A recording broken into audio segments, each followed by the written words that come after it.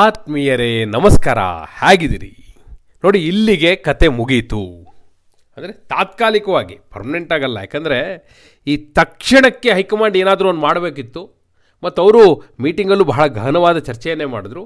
ಮತ್ತು ಈ ರೀತಿ ಯಾಕೆ ಮುಗಿಸಿದ್ರು ಅಂದರೆ ಅದಕ್ಕೊಂದು ಕಾರಣ ಇದೆ. ಇನ್ಫ್ಯಾಕ್ಟ್ ಡಿ.ಕೆ. ಶಿವಕುಮಾರ್ ಅವ್ರಿಗೂ ಒಂದು ಮೆಸೇಜ್ ಹೋಗಿದೆ, ಸಿದ್ದರಾಮಯ್ಯನವ್ರಿಗೂ ಒಂದು ಮೆಸೇಜ್ ಹೋಗಿದೆ.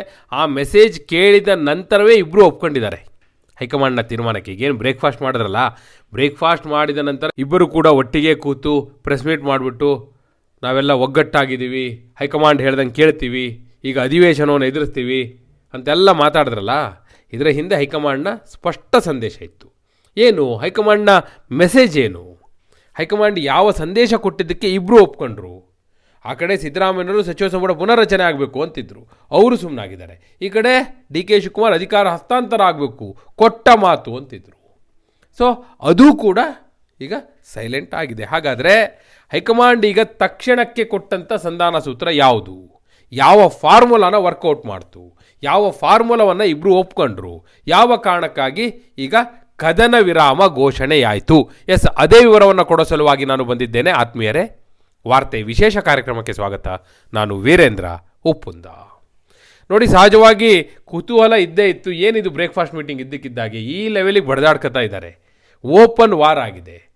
ಬಹಿರಂಗವಾಗಿ ಟ್ವೀಟ್ಗಳ ಮೂಲಕ ಕೊಟ್ಟ ಮಾತು ಮತ್ತು ಅದಕ್ಕೆ ಪ್ರತ್ಯುತ್ತರ ಎಲ್ಲವೂ ಬರ್ತಾ ಇದೆ. ಇದರ ನಡುವೆ ಒಂದು ಬ್ರೇಕ್ಫಾಸ್ಟ್ ಮೀಟಿಂಗ್ ಫಿಕ್ಸ್ ಆಯಿತು. ಯಾಕಂದರೆ ಅದು ಹೈಕಮಾಂಡ್ ಮಧ್ಯಪ್ರವೇಶ ಮಾಡಿದ್ರಿಂದ ಆಗಿತ್ತು. ಹೈಕಮಾಂಡೇ ಡೈರೆಕ್ಷನ್ ಕೊಡ್ತು, ಇಬ್ಬರು ಒಟ್ಟಿಗೆ ಕೂತು ಮಾತನಾಡಬೇಕು, ಒಂದು ಬ್ರೇಕ್ಫಾಸ್ಟ್ ಮೀಟಿಂಗ್ಗೆ ಸೇರಿ ಅಂತ ಸ್ವತಃ ಕೆ.ಸಿ. ವೇಣುಗೋಪಾಲ್ ಫೋನ್ ಮಾಡಿ ಹೇಳಿದರು. ಅದನ್ನು ಪಾಲಿಸಿದ್ರು ಡಿ.ಕೆ. ಶಿವಕುಮಾರ್ ಹಾಗೂ ಸಿದ್ದರಾಮಯ್ಯವ್ರು ಇಬ್ಬರು ಕೂಡ. ಯಾಕೆ ಇಬ್ಬರು ಕೂಡ ಕೂತು ಬ್ರೇಕ್ಫಾಸ್ಟ್ ಮಾಡಿದ ಕೂಡಲೇ ಏನು ವ್ಯತ್ಯಾಸ ಆಗುತ್ತೆ? ಹೈಕಮಾಂಡ್ ತೆಗೆದುಕೊಂಡಂಥ ತೀರ್ಮಾನ ಏನು? ನೋಡಿ, ಮೊನ್ನೆ 2 ದಿನದ ಹಿಂದೆಯೇ ದೆಹಲಿಯಲ್ಲಿ ರಾಷ್ಟ್ರೀಯ ಕಾಂಗ್ರೆಸ್ನ ನಾಯಕರು, ಪ್ರಮುಖ ನಾಯಕರೆಲ್ಲರೂ ಕೂತು ಸಭೆಯನ್ನು ಮಾಡಿದರು. ಆ ಸಭೆಯಲ್ಲಿ ಬಹಳ ಮುಖ್ಯವಾಗಿ ಏನು ಮಾಡಬೇಕೀಗ ನಾವು ತಕ್ಷಣಕ್ಕೆ ಅಂಥೇಳಿ ಚರ್ಚೆ ಮಾಡಿದ್ರು. ಅಲ್ಲಿ ಮೊದಲು ಪ್ರಸ್ತಾಪ ಆಗಿದ್ದು ಸ್ವತಃ ಖರ್ಗೆ ಅವರು ಹೇಳಿದ್ರು, ನೋಡಿ, ಕರ್ನಾಟಕದಲ್ಲಿ ಬಹಳ ದೊಡ್ಡ ಗೊಂದಲವನ್ನು ಸೃಷ್ಟಿ ಮಾಡ್ಕೊಂಡು ಕೂತಿದ್ದಾರೆ, ಪಕ್ಷಕ್ಕೆ ಬಹಳ ದೊಡ್ಡ ಡ್ಯಾಮೇಜ್ ಆಗ್ತಾ ಇದೆ, ಮೊದಲು ಆ ಡ್ಯಾಮೇಜ್ ಕಂಟ್ರೋಲ್ ಆಗಬೇಕು ಅಂತ ಹೇಳಿದ್ದು ಮಲ್ಲಿಕಾರ್ಜುನ ಖರ್ಗೆ ಅವರು. ಒಪ್ಕೊಂಡ್ರು ಅದನ್ನು. ಕೆ.ಸಿ. ವೇಣುಗೋಪಾಲ್ ಹಾಗೂ ರಣದೀಪ್ ಸಿಂಗ್ ಸುರ್ಜೇವಾಲಾ ಸೇರಿದಂತೆ ಎಲ್ಲರೂ ಒಪ್ಕೊಂಡ್ರು. ರಾಹುಲ್ ಗಾಂಧಿ ಅವ್ರಿಗೆ ಕೇಳಿದಾಗ ರಾಹುಲ್ ಗಾಂಧಿ ಅವರು ಅದನ್ನೇ ಹೇಳಿದ್ರು, ಮೊದಲು ಪರಿಸ್ಥಿತಿಯನ್ನು ಕಂಟ್ರೋಲಿಗೆ ತೊಗೊಳ್ಳಿ, ಸ್ಟೇಟಸ್ಕೋ ಮೇಂಟೈನ್ ಮಾಡಿ, ಆಮೇಲೆ ನಾವು ಚರ್ಚೆ ಮಾಡೋಣ. ಮತ್ತು ಅಲ್ಲಿ ಪ್ರಸ್ತಾಪ ಆದದ್ದು ಬಹಳ ಮುಖ್ಯವಾದ್ದು. ನೋಡಿ, ಪಾರ್ಲಿಮೆಂಟ್ ಸೆಷನ್ ಬರ್ತಾ ಇದೆ, ಲೋಕಸಭೆ ಅಧಿವೇಶನ ನಾಡಿದ್ದು ಡಿಸೆಂಬರ್ 1ನೇ ತಾರೀಕಿಂದ, ಸೋಮವಾರದಿಂದ ಲೋಕಸಭೆ ಅಧಿವೇಶನ ಡಿಸೆಂಬರ್ 19ರವರೆಗೂ ಇದೆ. ಈ ರೀತಿ ಕರ್ನಾಟಕದಲ್ಲಿ ದೇಶಾದ್ಯಂತ ಸುದ್ದಿ ಆಗುವ ಹಾಗೆ ಕಿತ್ತಾಟ ನಡೀತಾ ಇದ್ದರೆ ಆಗ ನಾವು ಏನಂತ ಹೇಳಿ ಅಲ್ಲಿ ಅಧಿವೇಶನವನ್ನು ಎದುರಿಸೋದು? ಮೊದಲು ನಿಮ್ಮನೆ ಸರಿ ಮಾಡ್ಕೊಳ್ಳಿ ಅಂತ ಹೇಳ್ತಾರೆ. ನಾವು ಏನಾದರೂ ಇಶ್ಯೂನಲ್ಲಿ ರೈಸ್ ಮಾಡಲಿಕ್ಕೆ ಹೋದರೆ ಪಾರ್ಲಿಮೆಂಟಲ್ಲಿ. ಹೀಗಾಗಿ ಇದಕ್ಕೊಂದು ಬ್ರೇಕ್ ಹಾಕಬೇಕು ಅನ್ನೋದು ಕೂಡ ಚರ್ಚೆ ಆಗಿತ್ತು. ಕೇವಲ ಪಾರ್ಲಿಮೆಂಟ್ ಸೆಷನ್ ಒಂದೇ ಅಲ್ಲ, ಡಿಸೆಂಬರ್ 6ರಿಂದ ಬೆಳಗಾವಿಯಲ್ಲಿ ಚಳಿಗಾಲದ ಅಧಿವೇಶನ ಇದೆ, ಅದು ಕೂಡ ಡಿಸೆಂಬರ್ 19ರವರೆಗೂ ಇದೆ. ಅಲ್ಲೂ ಕೂಡ ನಾವು ವಿರೋಧ ಪಕ್ಷವಾಗಿರುವಂಥ BJP ಕರ್ನಾಟಕದಲ್ಲಿ ಹಾಗೂ JDSಗೆ ಆಹಾರ ಹಾಕ್ತೀವಿ ಏನಂತ ಹೇಳಿ ಇವರು ಹೋಗಿ ಸಮರ್ಥನೆಯನ್ನು ಮಾಡ್ಕೋತಾರೆ, ಇದನ್ನೇ ದೊಡ್ಡ ಇಶ್ಯೂ ಮಾಡ್ತಾರೆ ಅನ್ನೋದೆಲ್ಲ ಪ್ರಸ್ತಾಪ ಆಯಿತು.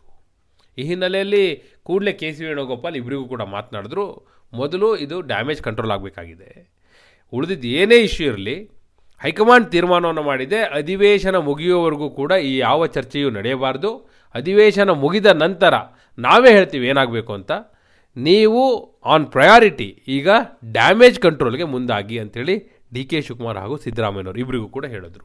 ಯಾವ ರೀತಿ ಡ್ಯಾಮೇಜ್ ಕಂಟ್ರೋಲ್ ಅದನ್ನು ಕೂಡ ಅವ್ರು ಹೇಳಿದ್ರು. ಮೊದಲು ನೀವಿಬ್ಬರು ಒಟ್ಟಿಗೆ ಕೂರಬೇಕು ಅಂದರೆ ಏನಾದರೂ ಒಂದು ಸಂದರ್ಭ ಕ್ರಿಯೇಟ್ ಆಗಬೇಕು. ಸಿದ್ದರಾಮಯ್ಯನವ್ರಿಗೆ ಹೇಳ್ತೀನಿ ನಾನು, ಬ್ರೇಕ್ಫಾಸ್ಟಿಗೆ ಕರೀರಿ ಅಂತೇಳಿ ಡಿ.ಕೆ. ಶಿವಕುಮಾರ್ ನೀವು ಹೋಗಿ ಸಿದ್ದರಾಮಯ್ಯನವ್ರಿಗೆ ಹೇಳಿದ್ರು, ನೀವೊಂದು ಬ್ರೇಕ್ಫಾಸ್ಟಿಗೆ ಕರೀರಿ ಅಂತೇಳಿ. ಸರಿ, ಹೈಕಮಾಂಡ್ ಏನು ಹೇಳುತ್ತೋ ಅದನ್ನು ಫಾಲೋ ಮಾಡ್ತಾ ಇದ್ದಾರೆ ಸಿದ್ದರಾಮಯ್ಯನವರು. ಸೊ ಡಿ.ಕೆ. ಶಿವಕುಮಾರ್ ಅವರಿಗೆ ಸ್ವತಃ ಸಿದ್ದರಾಮಯ್ಯನವರು ಫೋನ್ ಮಾಡಿದ್ರು, ಬನ್ನಿ ಬ್ರೇಕ್ಫಾಸ್ಟ್ಗೆ ಅಂಥೇಳಿ. ಡಿ.ಕೆ. ಶಿವಕುಮಾರ್ ಅವರು ನೀವೇ ಬನ್ನಿ ನಮ್ಮ ಮನೆಗೆ ಊಟಕ್ಕೆ ಅಂತ ಕರೆದ್ರು. ಅದಕ್ಕೆ ಸಿದ್ದರಾಮಯ್ಯನವರು ಹೇಳಿದ್ರು, ಇಲ್ಲ, ಈಗಾಗಲೇ ಕೆ.ಸಿ. ವೇಣುಗೋಪಾಲ್ ನನಗೆ ಫೋನ್ ಮಾಡಿ ಹೇಳಿಬಿಟ್ಟಿದ್ದಾರೆ, ನೀವೇ ಕರಿಬೇಕು ಬ್ರೇಕ್ಫಾಸ್ಟ್ಗೆ ಅಂಥೇಳಿ, ಹೀಗಾಗಿ ನಾನು ಕರಿತಾ ಇದ್ದೀನಿ, ನೆಕ್ಸ್ಟ್ ಯಾವಾಗಾದರೂ ಇನ್ನೊಮ್ಮೆ ನಿಮ್ಮ ಮನೆಗೆ ಊಟಕ್ಕೆ ಬರೋಣ ಅನ್ನೋದನ್ನು ಸಿದ್ದರಾಮಯ್ಯನವರು ಹೇಳಿದ್ರು. ಈ ರೀತಿಯಾಗಿ ಇಬ್ಬರು ಮಾತನಾಡಿಕೊಂಡ ನಂತರ ಇವತ್ತು ಬೆಳಗ್ಗೆ ಬ್ರೇಕ್ಫಾಸ್ಟ್ ಮೀಟಿಂಗ್ ಫಿಕ್ಸ್ ಆಯಿತು.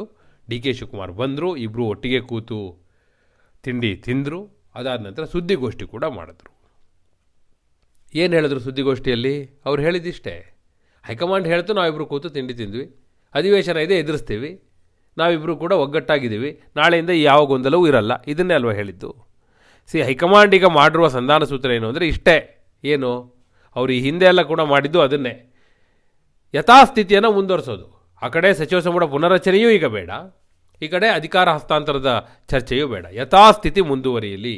ಡಿ ಕೆ ಶಿವಕುಮಾರ್ KPCC ಅಧ್ಯಕ್ಷರಾಗಿ ಇರಲಿ ಹಾಗೂ ಏಕೈಕ DCM ಆಗಿರಲಿ, ಈ ಕಡೆ ಸಿದ್ದರಾಮಯ್ಯನವರು ಮುಖ್ಯಮಂತ್ರಿಯಾಗಿ ಮುಂದುವರಿತಾ ಇರಲಿ, ಯಥಾಸ್ಥಿತಿ ಮುಂದುವರಿಲಿ ಅನ್ನೋವಂಥ ಒಂದು ಫಾರ್ಮುಲನ್ನು ಹೈಕಮಾಂಡ್ ಕೊಡ್ತು. ಅದು ಬಿಟ್ಟರೆ ಬೇರೆ ಯಾವ ಫಾರ್ಮುಲವೋ ಅವ್ರಿಗೆ ಗೊತ್ತಿಲ್ಲ, ಅದನ್ನು ವರ್ಕೌಟ್ ಮಾಡಲಿಕ್ಕೂ ಸಾಧ್ಯ ಆಗಿಲ್ಲ. ಹೀಗಾಗಿ ಯಥಾಸ್ಥಿತಿಯನ್ನು ಮುಂದುವರಿಸುವಂಥ ತೀರ್ಮಾನಕ್ಕೆ ಬಂದರು ಅನ್ನುವಂಥದ್ದು.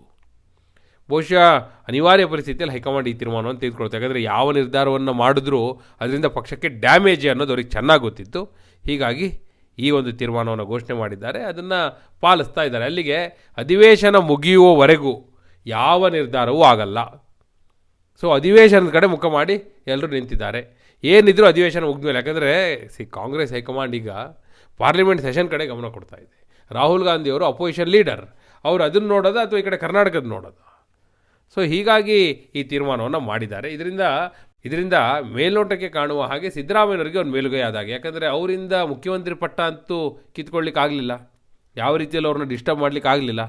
ಡಿ ಕೆ ಶಿವಕುಮಾರ್ ಅವರು ಏನೇ ಕೊಟ್ಟ ಮಾತು ಅಂತ ಹೇಳಿದ್ರು, ವರ್ಡ್ ಈಸ್ ವರ್ಲ್ಡ್, ಎಲ್ಲವೂ ಕೂಡ ವ್ಯರ್ಥ ಆಯಿತು. ಸೊ ಯಥಾಸ್ಥಿತಿ ಮುಂದುವರೆದಿದೆ ಅನ್ನುವಂಥದ್ದು. ಈ ಕಡೆ ಸಿದ್ದರಾಮಯ್ಯವ್ರಿಗೂ ಕೂಡ ಸಚಿವ ಸಂಪುಟ ಪುನರಚನೆ ಮಾಡಲಿಕ್ಕಾಗಿಲ್ಲ ಅನ್ನೋದೊಂದು ಅವರಿಗೂ ಹಿನ್ನಡೆ ಮೇಲ್ನೋಟಕ್ಕೆ ಗೋಚರಿಸುವ ಹಾಗೆ. ಏನೇ ಇರಲಿ, ಸದ್ಯಕ್ಕಂತೂ ಗೊಂದಲಕ್ಕೆ ಬ್ರೇಕ್ ಹಾಕುವಲ್ಲಿ ಹೈಕಮಾಂಡ್ ಮಧ್ಯಪ್ರವೇಶ ಯಶಸ್ಸನ್ನು ತಂದು ಕೊಟ್ಟಿದೆ ಅನಿಸುತ್ತೆ. ನಿಮ್ಮ ಪ್ರಕಾರ ಈ ಯುದ್ಧದಲ್ಲಿ ಈಗ ತಾತ್ಕಾಲಿಕವಾಗಿ ಏನು ಕದನ ವಿರಾಮ ಆಗಿದೆ, ಇಲ್ಲಿಯವರೆಗಿನ ಯುದ್ಧದಲ್ಲಿ ಗೆದ್ದವರು ಯಾರು? ಸಿದ್ದರಾಮಯ್ಯನವರು, ಡಿ ಕೆ ಶಿವಕುಮಾರ್ ಅವರು? ನಿಮ್ಮ ಅಭಿಪ್ರಾಯವನ್ನು ಕಮೆಂಟ್ ಮೂಲಕ ತಿಳಿಸಿ. ಹಾಗೆ ನೀವಿನ್ನೂ ವಾರ್ತೆ ಚಾನಲ್ನ ಸಬ್ಸ್ಕ್ರೈಬ್ ಮಾಡಿಲ್ಲ ಅಂದರೆ ಈಗಲೇ ಸಬ್ಸ್ಕ್ರೈಬ್ ಮಾಡಿ. ಧನ್ಯವಾದ. ಸೊ ಒಟ್ಟಾರೆಯಾಗಿ ನಾವು ಹೈಕಮಾಂಡ್ ಏನ್ ತೀರ್ಮಾನ ಕೊಡ್ತದೆ, ಏನ್ ಡೈರೆಕ್ಷನ್ ಕೊಡ್ತದೆ, ಏನ್ ಇನ್ಸ್ಟ್ರಕ್ಷನ್ ಕೊಡ್ತದೆ, ಆ ರೀತಿಯಾಗಿ ಮಾಡ್ಕೊಂಡು ಹೋಗ್ತೀವಿ. ನಾವೇ ಅನ್ಕೊಳ್ಳೋಣ ಸರ್, ಎಷ್ಟು ಶುರುವಾಗಿದ್ದು ಮುಖ್ಯಮಂತ್ರಿಗಳು DCMಗಳು ನಮ್ಗೆ ಸಂಬಂಧ ಸರ್. ಅದು ನಾವಿಬ್ಬರೇ ಸೆಟಲ್ಮೆಂಟ್ ಮಾಡ್ಕೊಂತೀವಿ. ಯಾವ ಗುಂಪು ಇಲ್ಲ. ನಾನು ಯಾವ ಗುಂಪಿಗೆ ಕೃಷ್ಣ ಅವ್ರ ಕಾಲದಲ್ಲೂ ಅವಕಾಶ ಕೊಡಲಿಲ್ಲ, ಇವತ್ತು ಅವಕಾಶ ಕೊಡಲಿಲ್ಲ. ನನಗೆ ಅವಶ್ಯಕತೆ ಇಲ್ಲ.